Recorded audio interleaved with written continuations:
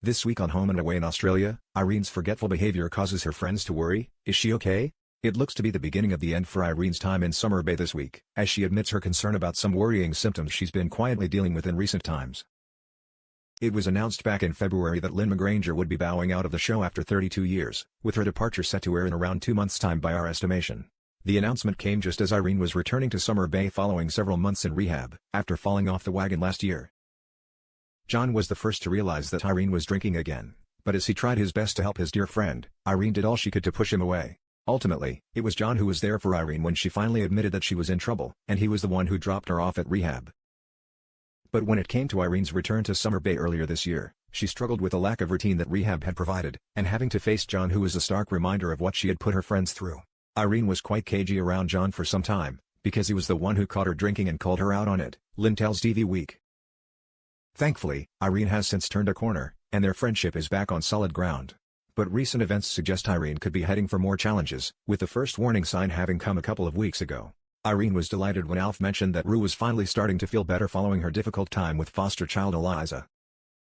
When Marilyn later repeated the same update at the coffee cart, Irene once again shared her joy, leaving John thoroughly puzzled, having already heard Irene say the exact same thing earlier in the day. Irene denied having heard Alf mention it when John questioned her. When John then pointed out that Irene had started wearing her smartwatch again, which she'd stopped doing after becoming obsessed with trying to follow a set routine like she'd done in rehab, she was confused as to what he was going on about. This week, Irene's forgetfulness begins to worsen. With their friendship back on track, Irene and John have made dinner plans at Salt, but John is miffed when Irene is a no-show. Over at the diner, Irene is hard at work, completely oblivious to the fact that John is waiting for her, with Marilyn questioning why she's still there. Eventually, a frustrated John arrives at the diner, and Irene is surprised when he asks why she never turned up to Salt. Yet as far as Irene is concerned, no such plans were ever made. John isn't imagining things though. He shows her the messages they exchanged earlier, confirming everything. Irene stares at the phone, drawing a blank. She has no memory of it.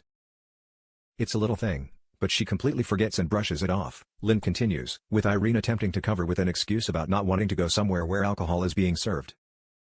The following day, Leah checks in with Irene about a shift at the diner, but Irene has no idea what she's talking about. Caught off guard, she covers her tracks again and pretends everything's fine, bluffing her way through the conversation.